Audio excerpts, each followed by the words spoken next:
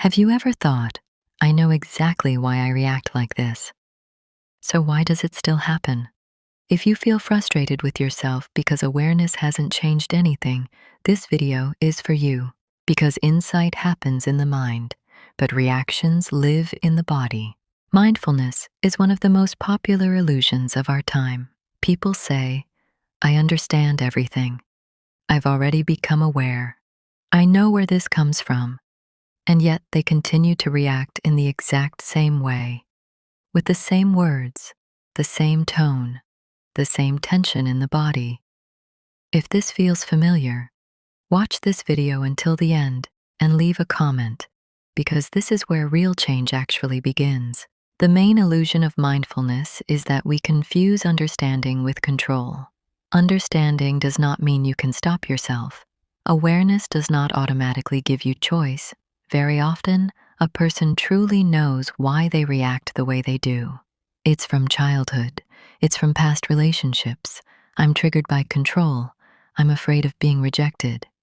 But this knowledge arrives after the fact, after the outburst, after the words you regret, after the conflict, after the connection is damaged. And in that moment, mindfulness turns not into a tool, but into a form of self-punishment. I understand all of this, so why did I do it again? The truth is, in the moment of reaction, you are not choosing, you are repeating. The body zappaskayat a familiar pattern faster than the mind can intervene. This is not weakness or lack of intelligence, it is automation. At some point, this reaction helped you survive, to protect yourself, to not lose connection, to avoid humiliation, to not be left alone. And the nervous system stored it as effective. So when tension rises, it doesn't ask for permission. It simply presses play. This is where the most painful gap appears. Mentally, you are already a different person. You read, reflect, grow. But your body is still living by an old logic. And until this gap is recognized on the level of lived experience, not explanation, a person stays stuck in a loop. They think the problem is emotions. I'm too sensitive. I'm explosive. I need to control myself better. But emotions are not the problem. The problem is that the reaction activates before choice becomes available. Real mindfulness is not when you understand why you yelled. Real mindfulness is when, in the space between someone's words and your response, you suddenly feel a pause. The body still wants to explode, but you notice it. The heart beats faster, the breath shortens, the stomach tightens, and you see it. You don't analyze it, you don't justify it, you simply witness it, and in that fraction of a second, a different outcome becomes possible. If you often find yourself regretting what you said, if conversations leave you feeling ashamed or empty, if you think, I did it again, I ruined everything, it's not because you lack awareness, it's because your awareness still lives mostly in the mind while your reactions live in the body. And until you begin working at that level, knowledge will only increase pain instead of creating freedom. Write in the comments, do you usually understand your reactions only after? Or are you starting to notice them in the moment? It's an honest question, and it's where the exit from repeating patterns truly begins. When we talk about automatic reactions, it's important to understand one thing. They are not formed in the moment. They are built over years from repeated experiences, situations, and emotions that were once too intense to process consciously. That is why a reaction always feels sudden. In reality, it has been ready for a long time.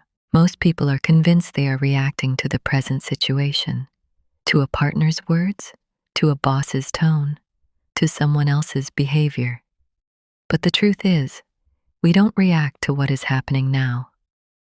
We react to what it reminds us of inside. The body does not distinguish between past and present. It responds to signals, an intonation, a look, a pause. One word, and an old program is activated. This is where substitution happens. We think, he offended me, she doesn't respect me, you can't treat me like that. But if we look deeper, we see that the body already knows this scenario. It has been here before. Maybe in childhood when you weren't allowed to object. Maybe in relationships where you had to defend yourself. Maybe in environments where you weren't heard. The reaction is not the response of an adult. It is the echo of an old part that once learned how to survive this way. The biggest mistake is trying to change a reaction through willpower. Next time, I'll stay silent. I won't react like that. I'll pull myself together. This almost never works, because willpower belongs to the thinking brain, while reactions come from deeper layers, the body, the nervous system, the part that doesn't understand logic but remembers threat perfectly. Change begins not with suppression, but with recognition. You need to learn to notice the earliest signals before words appear.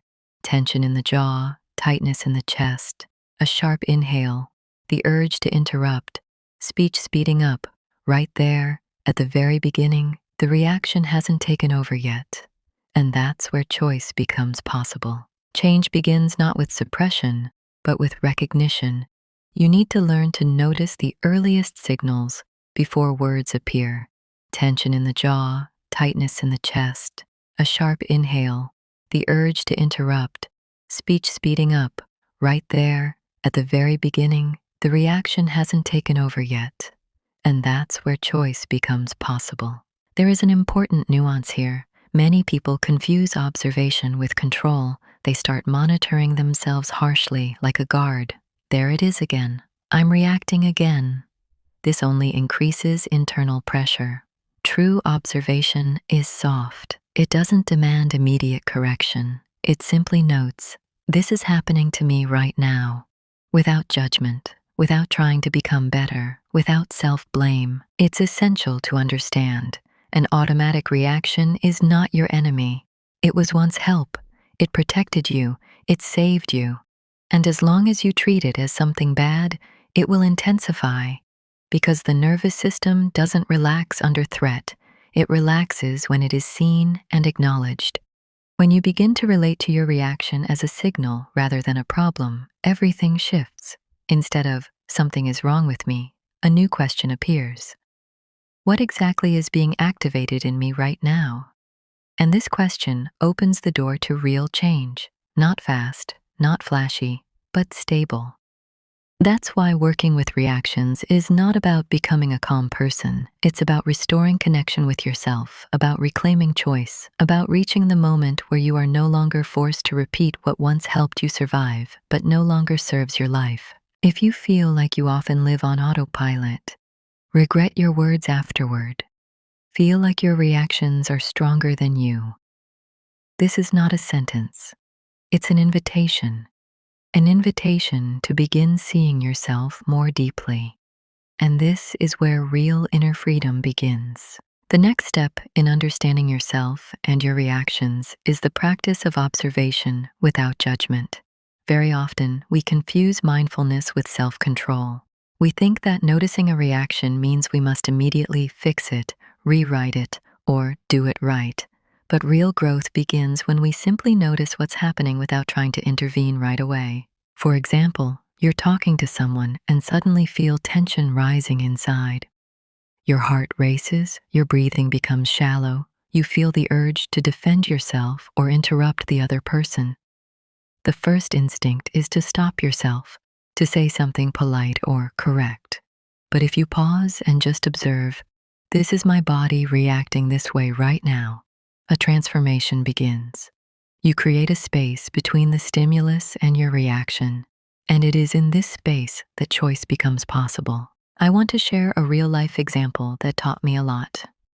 When I was in university, I often argued with my roommate over small, everyday things. She liked to leave her things scattered around. I preferred order. One day, after a particularly stressful day, I came into our room and saw she had again moved my things. I felt my anger rising, a tightness in my chest, my hands trembling. The usual reaction of blame, shout, prove I'm right. Instead of immediately snapping, I did one thing. I sat on my bed, closed my eyes for a few seconds, and noticed all my sensations. My body is tense. I feel irritation and injustice. I want to shout. Only after acknowledging this could I calmly approach her and say, I see that this is convenient for you, but it's uncomfortable for me. Let's figure out a way to keep our things so it works for both of us. The reaction that would have escalated into a full-blown argument and lingering resentment turned into dialogue and understanding. Here's the key. Observation doesn't suppress emotion. It allows it to be felt, not ignored, not pushed away, but seen. Emotions are signals. They show that something inside us has been triggered, that the body wants to communicate something. If we ignore them, they will find another outlet, through words we later regret, through tension in the body, through repeating old patterns. Another important point is consistency. Noticing your reactions once won't change a habit. Automatic reactions are built over years, and one mindful moment won't undo that pattern. But if you pause daily, notice your body and its signals, acknowledge when a reaction is triggered, over time, your nervous system learns a new way of responding. Gradually, you stop living on autopilot. It's also crucial to differentiate between emotion and reaction. An emotion comes and goes. It is neither good nor bad. A reaction is the action that follows the emotion. Most of the time, when we blame ourselves or others, the problem isn't the emotion itself, it's the automatic reaction. The reaction is what can be changed. It's the reaction we need to work on. Reflect on your own habits. What words do you most often repeat when you're angry? What body movements accompany irritation? Where do you tense up when you're afraid? Noticing this is the first step. The second is observing without judgment. The third is creating a pause between the signal and the action. The fourth is making a small choice, different from the habitual one. That small choice is the true path to freedom from automatic reactions. Try it today. Recall a recent situation where you regretted your reaction. Analyze it step by step. What did your body feel? What did it want to say? Which habitual patterns were triggered? Next time a similar situation arises, try noticing the emotion, acknowledging your body, and making at least one small choice different from your usual response. Even if it's just taking a deep breath instead of exploding or pausing before speaking, write in the comments. Do you usually notice your body signals in the moment, or do you only recognize your reactions afterward? This simple question helps you understand where you are and where to move next. Mindfulness isn't about knowledge. Mindfulness is the ability to live between stimulus and reaction, using that pause as a doorway to freedom.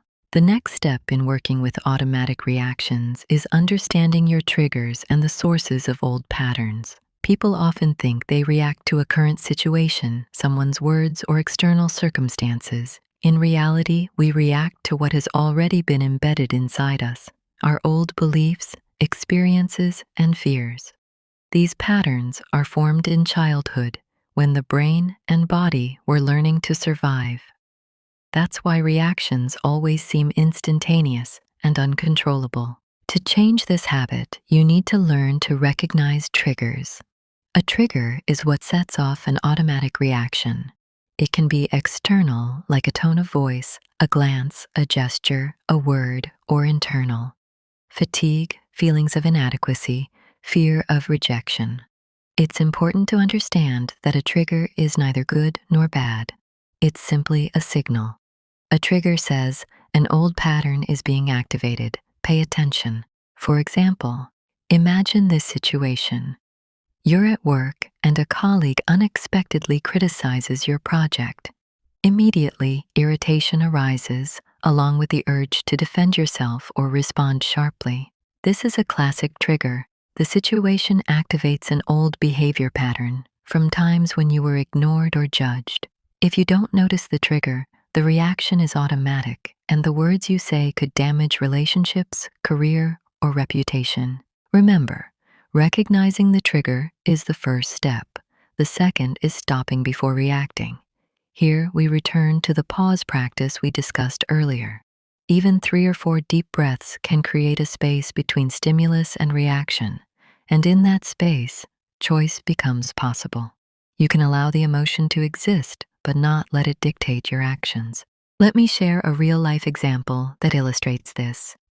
My friend Kate, as a teenager, lived with her mother and stepfather. He often criticized her way of studying, her clothes, her friends.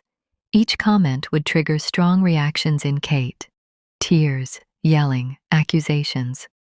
She thought she was just emotional. Over time, she realized it wasn't the emotions controlling her, but old patterns rooted in childhood. She began noticing when irritation or fear arose inside. Instead of reacting immediately, Kate paused and asked herself, "What exactly is being triggered in me right now?" Only then did she decide how to act. Sometimes she responded calmly. Sometimes she stayed silent. Sometimes she steered the conversation toward understanding. What would have been an explosive argument turned into dialogue and connection. Another important point: our patterns often appear strongest in relationships with those closest to us because they feel safe for our old self. We think, "I can be myself here," and automatic reactions surface. That's why observing ourselves in family and intimate relationships is particularly important. This is where automatic responses reveal themselves most clearly. Another crucial aspect is body memory. Our reactions are stored not only in the mind, but in the body. Tense shoulders, clenched fists, rapid breathing, tight jaw. These are signals that an old pattern is activated. We often notice them too late, after words are said and emotions have already erupted. Mindful body scanning helps catch a reaction at its earliest stage. Here's a simple exercise. Choose one situation that typically triggers irritation or fear.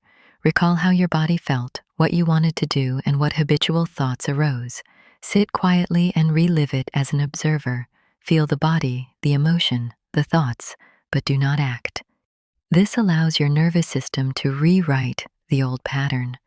The body realizes that emotions can exist without destructive action. Another practice: keep a trigger journal. Write down every instance where you felt a strong reaction. What happened, what you felt, what thoughts came up. After a month, you'll notice patterns. Which situations repeat? Which people activate old patterns most often? When you understand the patterns, you can plan new responses in advance. It's important to remember that this takes time and patience. Years of patterns cannot be rewritten in a day, but every step of mindful observation, every pause, every choice to act differently is an investment in freedom. In the space between stimulus and reaction lies the real ability to live consciously. Finally, a key thought: automatic reactions are not the enemy. They were your survival mechanism. They protected you and helped you survive. But now, they can prevent you from living a full life. Our task is to see them, understand them, and gradually learn to choose another path. The path of an adult, free person, rather than a child who is merely surviving. Write in the comments: when was the last time you noticed your trigger and managed to pause before your reaction got out of control? How often do you act on autopilot rather than conscious choice? Discussing these questions helps everyone begin to see their old patterns and take small but meaningful steps toward freedom. The next step after recognizing your triggers is working on how we interpret events. Often, a reaction is triggered not only by the stimulus itself, but by our story about what it means. We add emotional context to events that often doesn't match reality. For example, if someone raises their voice at work, an old pattern may say, "They're criticizing me. I'm not good enough. I'll be rejected." And the reaction kicks in immediately: irritation, defensive words, tears, even though in reality the person was simply tired or distracted. To change this, you need to start separating fact from interpretation. A fact is what actually happened. My colleague said this word. Interpretation is what we add ourselves. They're always criticizing me. I can't do anything right. Nobody values me. Consciously distinguishing between these two layers reduces emotional intensity. It's like taking off rose-colored glasses and seeing the situation clearly. Let me share a story from real life. Jessica, a childhood friend, has always been sensitive and emotional. As a teenager, she often felt that teachers treated her unfairly. One day in English class, the teacher raised his voice while correcting Jessica's reading mistake. She felt that familiar tightness in her stomach, the urge to flee, to hide. Immediately, her mind raced. He's always criticizing me. I can't do anything. Nobody appreciates me. In reality, the teacher simply wanted to correct her pronunciation. If Jessica had recognized the trigger and separated fact from interpretation, she could have responded calmly, listened, corrected the mistake, maintained her confidence. It's important to understand we create extra drama around events ourselves, and the more we do this, the stronger the old patterns become. We live in a constant cycle: trigger, interpretation, emotional reaction, automatic strategy, consequences. This cycle repeats daily, sometimes for years, often unnoticed. The next practice is to stop interpretation early. As soon as you notice the emotion rising, ask yourself, what really happened here? And is my thought a fact or my interpretation? This simple exercise helps reduce impulsive reactions and creates space to act consciously. Another important tool is visualizing consequences. Imagine reacting according to your old pattern: yelling, blaming, aggression. What will happen in 5 minutes, an hour, a day? What will you lose, and what might change? Now imagine reacting differently: pausing, breathing, observing, speaking calmly. What result would occur then? Visualization helps create a space for choice, and the brain starts to get used to the new scenario. Finally, practice self-observation in daily life. Start with small events. Someone is late, someone invades your personal space, someone says something unpleasant. Notice what you feel, what you want to do, how your body reacts, what thoughts arise. Simply observe without action. It's like training your nervous system. Over time, the ability to pause and choose a new path will become natural. All these steps lead to one deep understanding. It's not emotions that control you, but old patterns that can be rewritten. You can create new reaction strategies, new habits, a new freedom of choice. This isn't instant magic. It's consistent work on yourself, step by step. Write in the comments which situations most often trigger your automatic reactions. Do you notice your interpretations before they explode into emotions? Share your observations. This helps everyone see their patterns and understand that change is possible. The next step in working with automatic reactions is practicing conscious choice of reaction. We have already learned to recognize triggers and separate facts from interpretations. Now it's time to learn to act intentionally rather than automatically. It's like training. At first it's difficult, slow, and full of mistakes. But over time, the body and nervous system gradually get used to the new pattern. It's important to understand that choosing a reaction is not about suppressing emotions, but about creating a space between the stimulus and your action. In this space, we can ask ourselves questions like, what do I want to say? What will this reaction bring? And which action aligns with my values? This space is what makes us adults, not children who react out of habit. Let me share a real story. My friend Lauren worked in an office where colleagues often argued and raised their voices. She used to automatically react to any raised tone with irritation and internal resistance. One day, a new colleague, James, started discussing a project with her very sharply, using criticism and sarcasm. Lauren's first reaction was irritation and the urge to respond in the same tone. But she noticed the trigger and paused, took a deep breath, reminded herself that her goal was collaboration and maintaining respectful relations. Lauren decided to respond calmly. She asked clarifying questions and steered the conversation toward a constructive discussion. James's reaction changed too. The argument turned into productive dialogue, and the project was successfully completed. This story shows choosing your reaction changes not only your inner state, but also external circumstances. Automatic reactions are repetitions of old patterns that may have helped you survive once, but often hinder you now. Conscious choice creates new outcomes, new opportunities, and new relationships. Another aspect is self-observation in unfamiliar situations. We often notice ourselves only in normal conditions, at home, with friends, at work. But the real test is in unexpected, stressful, or provocative situations. How do we behave when someone invades our space, is late, irritates us, or pushes us to the edge of patience? The answer reveals your true level of awareness and maturity. Here's a practice. Choose one challenging situation per day. When you feel the emotion rising, pause, recognize the trigger, separate fact from interpretation, and ask yourself, what do I want to create with this action? Which behavior aligns with my values? Note that you won't always respond perfectly at first. Sometimes you'll still react in your old pattern. That's okay. Observe, analyze, learn, and repeat the practice. Important. The more you practice conscious choice, the faster old patterns lose their power.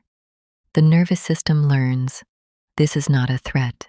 It's just a signal, and now there is a choice.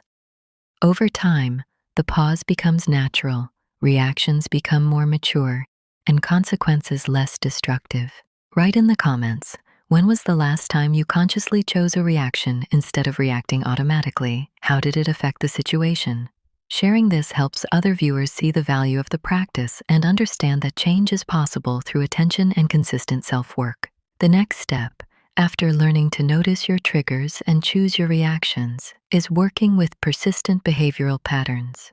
Even when we are aware of our reactions, old habits often return. This happens because the nervous system has been used to them for years. To change them, you need to work on deeper levels, your thinking, bodily sensations, and emotional expectations. One key point is understanding that these patterns were formed in childhood. Many of us grew up with limitations, expectations, and unspoken rules. Don't show anger. Don't upset the adults. Be a good girl, boy. These rules became internal programs that activate automatically when we face conflict or stress. And then we wonder, why did I react that way again? In reality, the reaction is not a personal weakness. It's a learned survival strategy that once protected you. Let me share a story. My friend Kate lived with her parents until she was 25. Her father was strict, and every mistake was met with yelling. As a child, Kate learned to stay silent, adapt, and avoid confrontation. At school, she was quiet and tried not to stand out. When she moved into her first independent home, any disputes with neighbors or colleagues instantly triggered strong internal stress. One day, a neighbor left a bicycle in the hallway, and Kate felt a surge of irritation. Her old habit wanted her to stay silent and endure. But she noticed the trigger, paused, and decided to act consciously. She took a deep breath, approached the neighbor, and calmly discussed the problem. The result? The neighbor moved the bike. The situation was resolved without conflict, and Kate felt the power of self-control. This story shows, the more we recognize our patterns, the easier it is to correct them. But it's important to remember that this requires consistent practice. Pausing once is not enough. Daily effort, small victories, analyzing situations, and repeating new strategies are necessary. The next important tool is the body as an indicator of internal state. Our patterns are recorded in muscles, posture, breathing, and even facial expressions. When we're nervous, our body may tense, shoulders slump, and breathing becomes shallow. To change a pattern, you need to engage body awareness. Notice tension, take a deep breath, relax your muscles, consciously change your posture. Even small bodily changes help reset old patterns and activate a new reaction. It's also important to understand emotional expectations. When we've experienced trauma or strong emotional events in the past, we often expect the pain to repeat.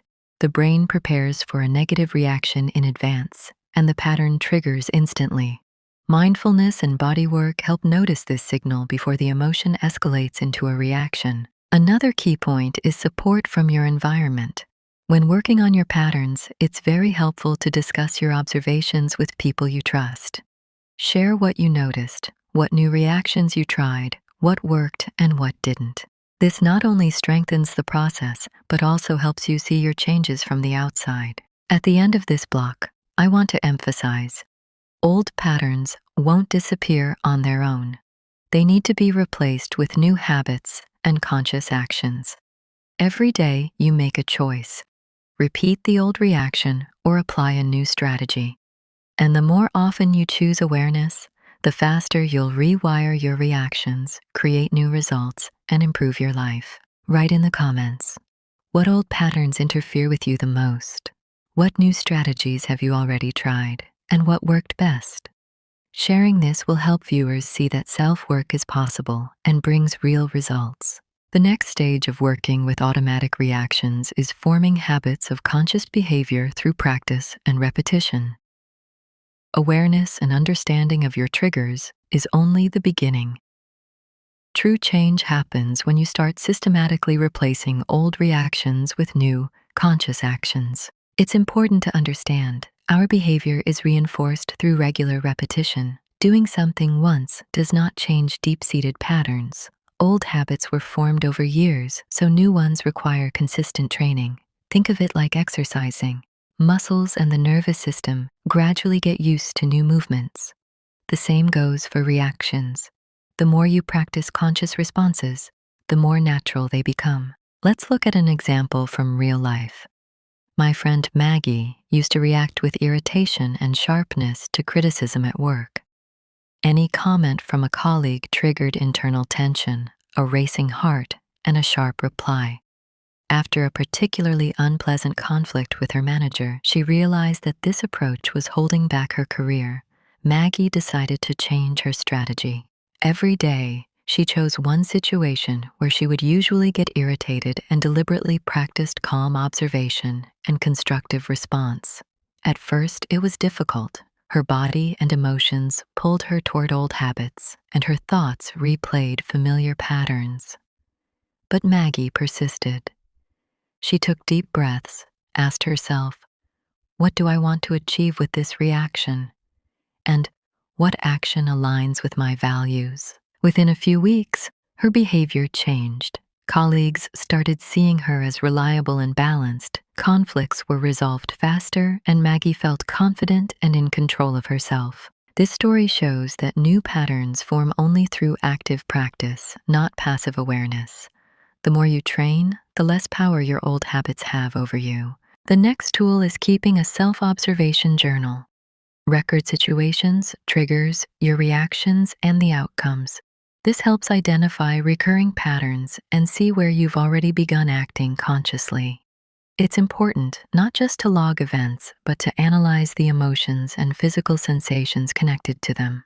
This creates a map of your habits and helps you understand what and how to change. Additionally, body and breath practice remains critically important. Old patterns live not only in the mind, but also in the body. When you experience stress, your body reacts instantly. Shoulders tense, chest tightens, breathing becomes shallow. Being aware of these signals and working with them consciously helps interrupt automatic reactions. For example, take a deep breath, straighten your shoulders, go for a walk.